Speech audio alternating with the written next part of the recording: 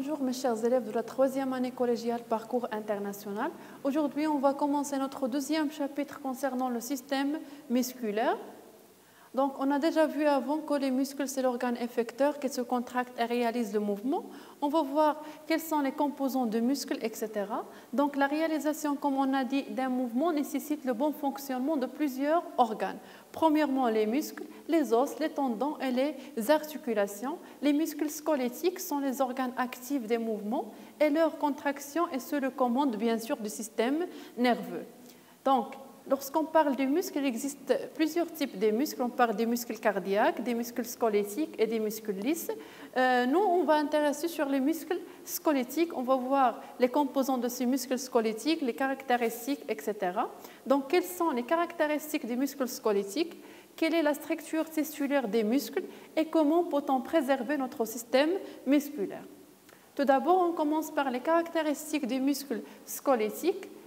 Comme vous voyez ici, le document ici, il montre les deux mouvements, la flexion des coudes et l'extension des coudes. Et comme vous voyez ici, lorsqu'on parle de la flexion, vous voyez qu'on a deux muscles, le biceps et le triceps. Lorsqu'on parle de la flexion, vous voyez que le biceps il est contracté. Et lorsqu'on parle de l'extension, vous voyez que le biceps il est relâché. Par contre, le triceps il est contracté. Donc, pendant l'extension, vous voyez que le biceps, ici, il est relâché et le triceps, il est contracté. Pendant la flexion, c'est l'inverse. Le biceps, il est contracté et le triceps, il est relâché. C'est pour cela que ces deux muscles, on dit le biceps et le triceps, ce sont des muscles qui sont antagonistes. Lorsqu'on dit antagoniste, c'est-à-dire qu'ils travaillent de manière opposée. Lorsqu'une elle est contractée, l'autre elle est relâchée et l'inverse. C'est pour cela qu'on a dit, on peut déduire que ces deux muscles sont antagonistes car elles fonctionnent en sens inverse. Comme j'ai déjà dit, l'une elle est contractée, l'autre elle est relâchée. Donc lors d'un mouvement d'extension ou de flexion, l'un des muscles se contracte pendant que l'autre se relâche parce qu'on a dit que ce sont des muscles qui sont antagonistes. Ces mouvements sont facilités grâce à la présence des tendons, des os et des articulations aussi. Donc, comme vous voyez ici, les muscles squelettiques sont fixés aux os. Ce sont les muscles qui sont attachés au squelette, attachés aux muscles et sont rattachés aux os, bien sûr, avec ce qu'on appelle les tendons. Donc, on a des muscles squelettiques, ce sont des muscles qui sont reliés aux os et reliés à notre squelette par des tendons. Et aussi, il y a l'articulation qui permet le mouvement de ces derniers. C'est lorsqu'on parle de l'articulation, c'est la jonction entre deux os. Donc, une articulation, c'est une surface de contact entre deux os.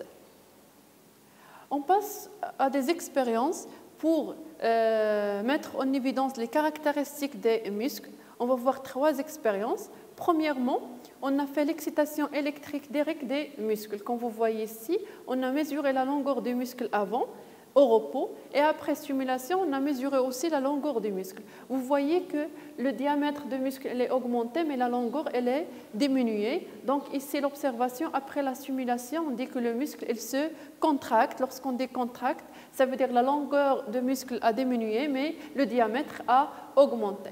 D'après cette expérience, on peut déduire que le muscle se caractérise par 2 caractéristiques essentielles, l'excitabilité et la contractilité, c'est-à-dire elle a subi l'excitation et la contraction. Donc, on dit que le muscle se caractérise par l'excitabilité et la contractilité. La deuxième expérience, on a accroché au muscle une masse de 20 grammes, puis retirer le masse. Donc, premièrement, on a mesuré la longueur du muscle, on a ajouté la masse, ou bien on a accroché la masse 20 grammes sur le muscle, et après, on a retiré la masse et on a mesuré la longueur du muscle. On trouve que le muscle s'allonge lorsqu'on ajoute la masse 20 grammes et reprendre sa longueur initiale lorsqu'on enlève cette masse. C'est-à-dire lorsqu'on a enlevé la masse, le muscle a reprendre la longueur initiale. C'est pour cela qu'on dit que le muscle se caractérise par l'élasticité, c'est-à-dire elle est élastique, il se contracte et elle revient à l'état initial.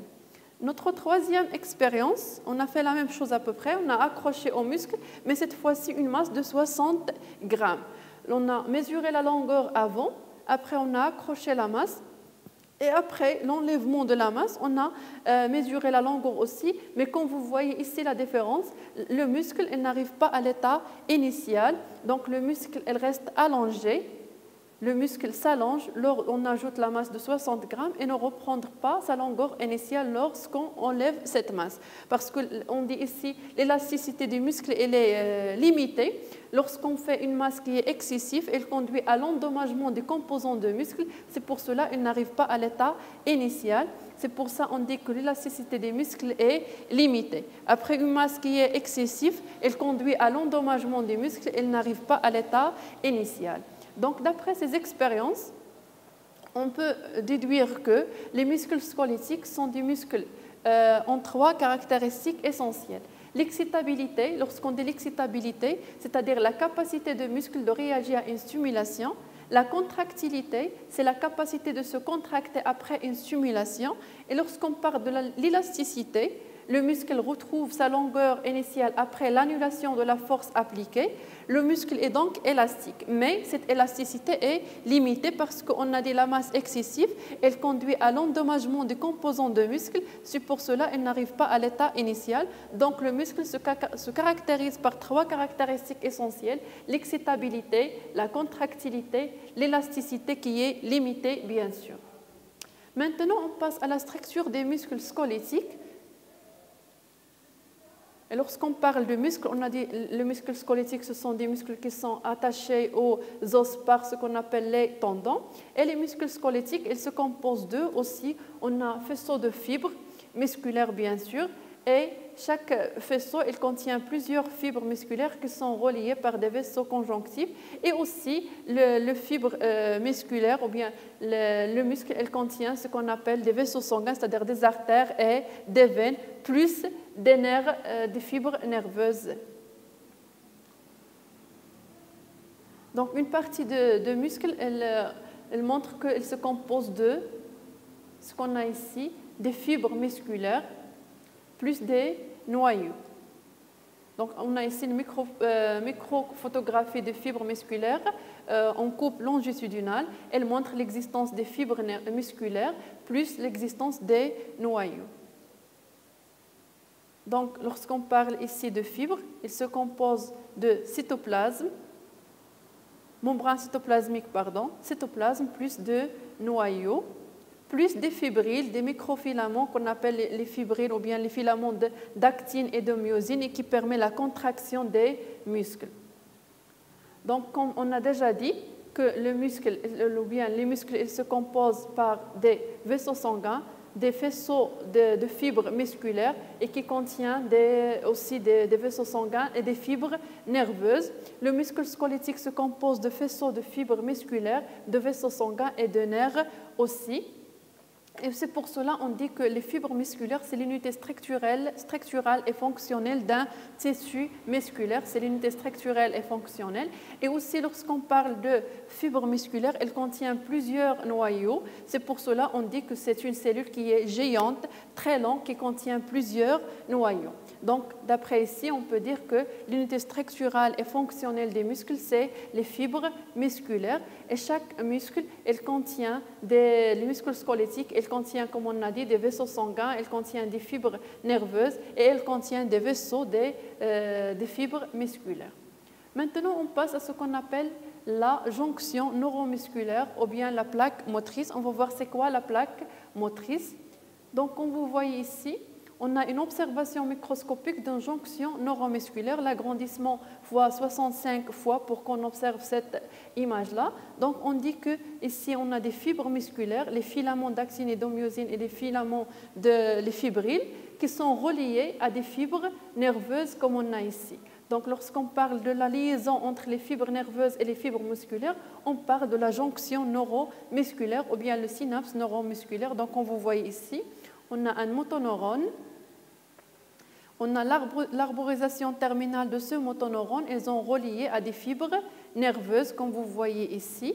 Donc, il constitue ce qu'on appelle le synapse neuromusculaire qui conduit à la transmission de l'influx nerveux depuis le système nerveux vers le système musculaire, c'est-à-dire depuis les fibres nerveuses vers les fibres musculaires. Et ici, il constitue ce qu'on appelle l'unité motrice. Donc, comme j'ai déjà dit, au niveau lorsqu'on parle de plaque motrice, on parle de synapse neuromusculaire, c'est-à-dire la liaison qui relie les fibres nerveuses aux fibres musculaires par des synapses qui permet la transmission de l'influx nerveux depuis la cellule nerveuse vers les fibres musculaires, la transmission de messages nerveux à travers des neurotransmetteurs, ce qui constitue ce qu'on appelle la plaque motrice ou bien le synapse neuromusculaire. Donc la jonction neuromusculaire ou bien la plaque motrice, c'est une synapse qui s'établit entre un neurone moteur et une cellule musculaire. Un même neurone, comme on a ici, un même neurone, énerve plusieurs cellules, c'est-à-dire énerve plusieurs fibres nerveuses, fibres musculaires, plusieurs cellules musculaires, formant une structure appelée l'unité motrice. Donc ça, ce que j'ai ici, on appelle l'unité motrice, et la jonction entre les cellules nerveuses et les fibres musculaires, elle s'appelle la plaque motrice ou bien la jonction neuromusculaire. Maintenant, on a dit que les muscles ils se contractent, elles réalisent le mouvement, etc. Donc, elle a des besoins. On va voir quels sont les besoins nutritifs de la cellule musculaire et quels sont les besoins de la contraction musculaire.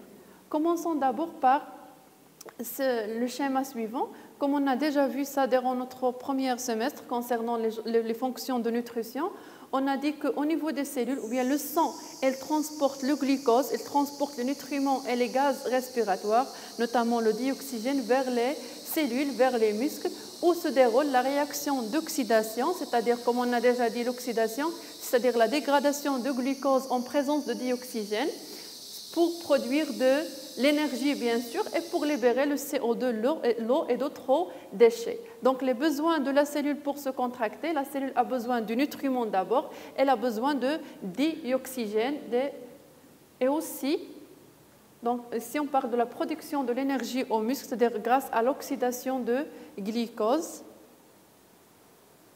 et aussi, elle a besoin des neurotransmetteurs qui transmettent l'influx nerveux depuis les cellules nerveuses vers les cellules musculaires. Donc ici, on parle de passage de l'influx nerveux au niveau de synapses neuromusculaires, c'est-à-dire elles permettent la transmission de l'influx nerveux. Donc on a dit que la contraction musculaire nécessite tout d'abord de l'énergie, provient de l'oxydation du nutriment, notamment le glucose, par le dioxygène, suivant l'équation de l'oxydation qu'on a vue déjà. On a l'oxydation de glucose, C6H12O6, en présence de 6 dioxygènes. Elle produit CO2, c'est-à-dire 6 molécules de dioxyde de carbone, plus 6 molécules de H2O de l'eau, plus de l'énergie nécessaire au fonctionnement du muscle. Aussi, la contraction musculaire nécessite la fixation de l'acétylcholine, c'est-à-dire de neurotransmetteurs libérés par le neuromoteur sur les récepteurs postsynaptiques des fibres musculaires. Elle permet la fixation, elle permet l'acétylcholine, elle permet le transmettre de l'influx nerveux depuis les fibres nerveuses vers les fibres musculaires. Et qu'on a dit, la contraction musculaire est assurée par la combinaison de fonctions de nutrition. Lorsqu'on dit les fonctions de nutrition, c'est-à-dire la respiration, c'est-à-dire la présence de dioxygène, des nutriments, c'est-à-dire le système digestif qui donne des nutriments après la digestion. Et au niveau de la cellule, il y a l'oxydation, il y a la production de l'énergie et la libération des déchets, etc., qui part par le sang vers les reins, etc. Donc, elle nécessite la combinaison entre les fonctions de nutrition et aussi les fonctions de relation, c'est-à-dire le système nerveux qui commande les mouvements et le système musculaire qui se contracte et qui réalise le mouvement.